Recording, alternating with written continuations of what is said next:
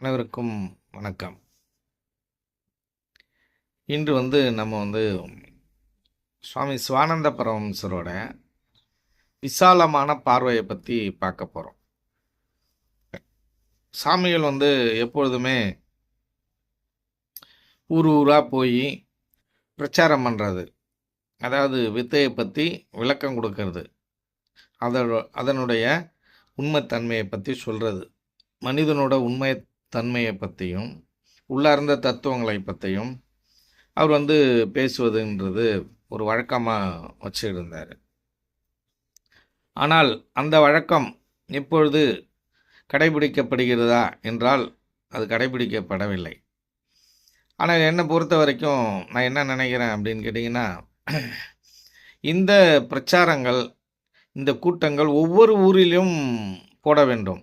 ஒவ்வொரு ஊரிலையும் போட்டு இதற்கான விளக்கங்கள், சரியான விளக்கங்கள், இந்த வாழ்க்கை முறைகள் சிவானந்த பரமஹம்சர் உலகத்துக்கு அருளிய இந்த எளிமையான வாழ்க்கையை பற்றி நம்ம மக்களுக்கு எடுத்து சொல்வது, எளிமையான வாழ்க்கைக்கு கொண்டு வருவது, உண்மையான தத்துவங்களை உணர செய்வது, உண்மையான விஷயங்களை அவங்களுக்கு சொல்லிக் கொடுத்து அவர்களை சரியான வாழ்க்கையை வாழ வழிவகுப்பது, இதெல்லாம் நம்ம செய்யணும்.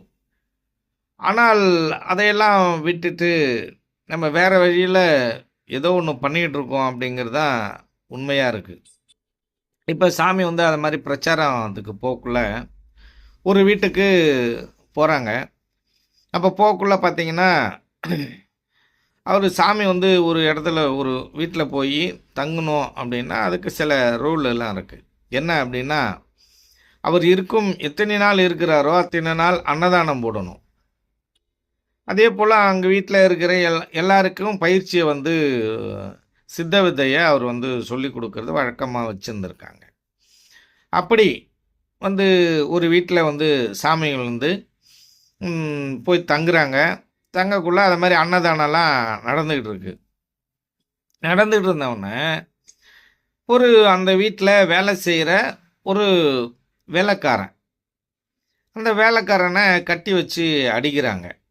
கட்டி வச்சு அடித்தவுடனே சாமிகள் கூப்பிட்டு விசாரிக்கிறாங்க, இது மாதிரி ஏன் கட்டி வச்சு அடிக்கிறீங்க அப்படின்னு கேட்டவுடனே, அவன் முருங்கை மரத்துலேருந்து ஒரு முருங்காயை திருடிட்டான் அப்படின்னு சொல்லி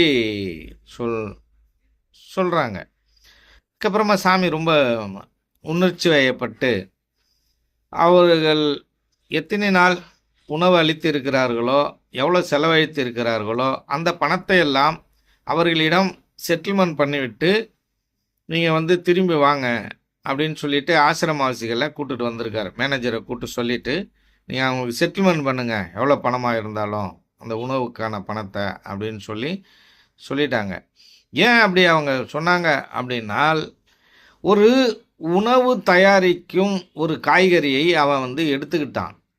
இப்போ இந்த உணவுங்கிறது எப்படிப்பட்டதுன்னா எல்லாருக்கும் பொதுவானது. இந்த உணவாகப்பட்டது எல்லாருக்கும் பொதுவானது, எல்லாருக்கும் எல்லாமே கிடைக்கணும்.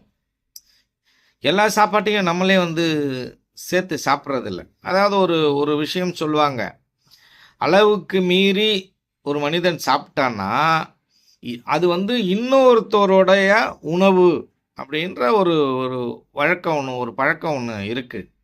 அப்போ பாரதி சொல்லுவான், என்ன சொல்லுவான் அப்படின்னா, தனி மனிதனுக்கு ஒருவனுக்கு உணவில்லை என்றால் ஜெகத்தினையே அழித்திடுவோன்னு சொல்கிறான்.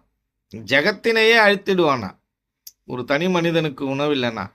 அப்போ இந்த உலகத்தில் உணவுங்கிறது பொதுவானது. சாமி இந்த அன்னத்தை மகாராஜான்னு சொல்லுவாங்க. அந்த ராஜா இல்லாமல் யாராலையும் வாழவே முடியாது. அன்னங்கிறது மிக முக்கியமானது. எது இல்லாமல் கூட நம்மளால் வாழ்ந்துட முடியும். நம்ம உணவும் தண்ணியும் இல்லாமல் நீங்கள் வாழவே முடியாது. நீங்கள் கல்வி இல்லாமல் வாழ்ந்துடலாம், பணம் இல்லாமல் வாழ்ந்துடலாம், எது இல்லாமலும் வாழ்ந்துடலாம். ஆனால் விவசாயமின்றி, உணவுப் பொருளின்றி நீங்கள் வாழ்வது என்பது மிக கடினமான ஒன்று. ஒரு மனிதனுக்கு அத்தியாவசிய தேவை என்று ஒன்று உலகத்தில் இருக்குது அப்படின்னா அது உணவு மட்டும்தான். அதை நம்ம தெளிவாக புரிஞ்சுக்கணும். அதனால தான் நம்ம வள்ளலார் என்ன சொல்லியிருக்காங்க அப்படின்னு கேட்டிங்கன்னா, இந்த அணையா அடுப்பு அப்படின்னு பற்ற வச்சு நீங்கள் வந்து உணவிட்டுக்கிட்டே இருக்கணும் அப்படின்னு சொல்லியிருக்காங்க. இன்றைக்கெலாம் அந்த அணைய விளக்கு பற்ற வச்சு சரியான உணவு கிடைக்குதா, உணவு போடுறாங்களாங்கிறது ஒரு பெரிய கேள்விக்குறி தான். ஒரு தரமற்ற உணவு, ஒரு சரியான சூழ்நிலையில் இல்லை.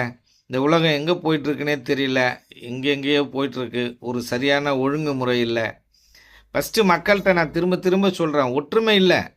நீங்கள் ஏதாவது ஒழுங்குபடுத்தணும் அப்படின்னு நினச்சிங்கன்னா, இல்லை வடலூர்லேயே அந்த அந்த வந்து உணவு போடும் முறையை சரி பண்ணணும்னு நினச்சிங்கன்னா, மக்கள் எல்லாம் ஒற்றுமையாக இருந்தால் தானே நீங்கள் போய் கேட்க முடியும். ஒற்றுமையாக இருந்து யார்கிட்ட போய் என்ன பண்ணணும் அப்படின்லாம் ஒரு வழிமுறைகள் இருக்குது இல்லையா? அப்போ நம்ம எப்படி இருக்கணும் அப்படின்னா, ஒற்றுமையாக இருக்கணும். அப்போ ஒரு தனி மனிதனுக்கு என்ன பிரச்சனை அப்படின்னு கேட்டிங்கன்னா, உணவுங்கிறது தான் மிகப்பெரிய பிரச்சனையாக இருந்திருக்கு ஒவ்வொரு மனிதனுக்கும். அப்போ வள்ளலார் பார்த்தாரு. அப்போ அணையா அடுப்பை பற்ற வச்சு நீங்கள் தடையில்லாமல் உணவு கொடுத்துக்கிட்டே இருங்க. இருக்கிறதுலே தானத்திலே சிறந்த தானம் எது? அன்னதானம். அதனால் நீங்கள் வந்து அன்னதானம் வந்து போடுங்க. எங்கே பார்த்தாலும் அன்னதானம் போடுங்க அப்படின்னு சொல்லுறார். அதாவது வீட்டில் சமைச்சு வச்சுட்டு அங்கேருந்து வந்து சாப்பிட்றதுக்கு பேர் அன்னதானம் இல்லை. யாருக்கு உணவு இல்லையோ அவர்களுக்கு கொடுப்பது தான் அன்னதானம் என்பதை நாம் வந்து தெளிவாக புரிந்து கொள்ள வேண்டும். எல்லாம் பிரசாதன்ற பேரில் நீங்கள் இந்த சிலை வழிபாட்டில் போக்கில் பார்த்தீங்கன்னா கிள்ளி கிள்ளி கொடுப்பாங்க, இல்லை சாப்பாடோ கொடுப்பாங்க. நம்ம வீட்டிலலாம் சமைச்சு வச்சுட்டு வந்து சாப்பிட்டுக்கிட்டு இருக்கோம். அந்த சாப்பாடை நமக்கு தேவைன்னா தேவையில்லை. அந்த சாதம் வந்து பிறர்களுக்கு கொடுக்க வேண்டிய சாதம், அது பிறருக்கு கொடுக்க வேண்டியதான் அந்த பிரசாதம் அப்படின்னு சொல்லுவாங்க. அதெல்லாம் நம்ம தெளிவாக புரிஞ்சுக்கிட்டு நம்ம வந்து இந்த இந்த உணவை வந்து பகிர்ந்தளிப்பதற்கும் இல்லாதவர்களுக்கு கொடுப்பதுமாக நம்ம வழக்கமாக வைத்துக்கொள்வது என்பது மிகப்பெரிய நம்ம கருமத்தை கரைக்கும். நம்மளோட பாவங்களுக்கெல்லாம் ஒரு பெரிய விமோச்சனமாக அமையும்.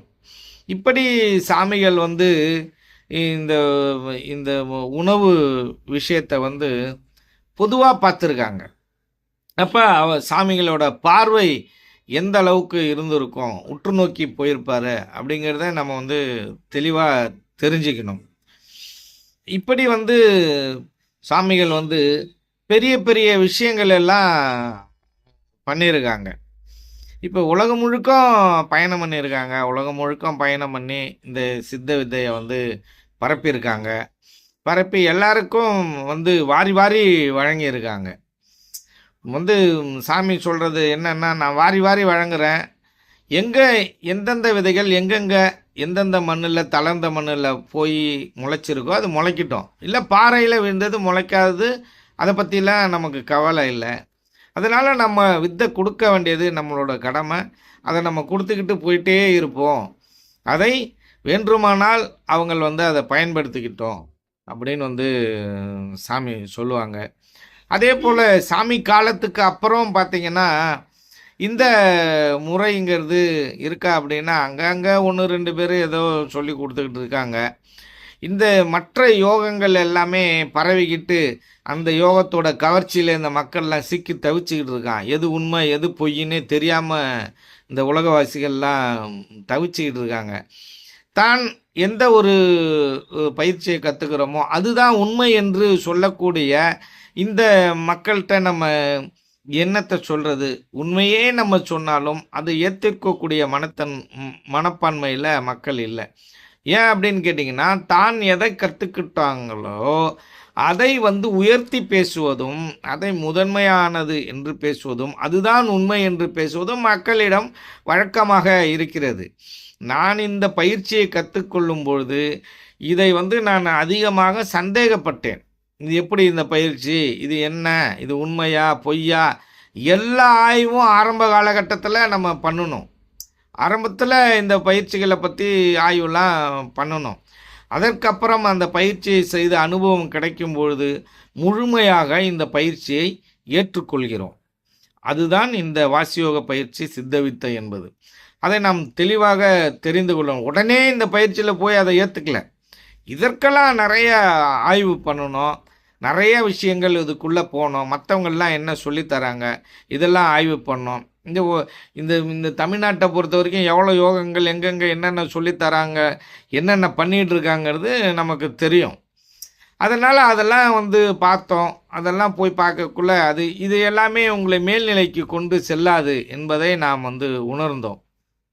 அப்ப எது உங்களை மேல்நிலைக்கு கொண்டு செல்லும் அப்படின்னா, இந்த வாசியோகம் மட்டும்தான் உங்களை மேல்நிலைக்கு கொண்டு செல்லும் என்றது உணர்ந்து, அதுக்கப்புறம் இத உலகத்திற்கு அளிக்கிறதுக்காக நம்ம வந்து முற்பட்டோம். நன்றி, வணக்கம்.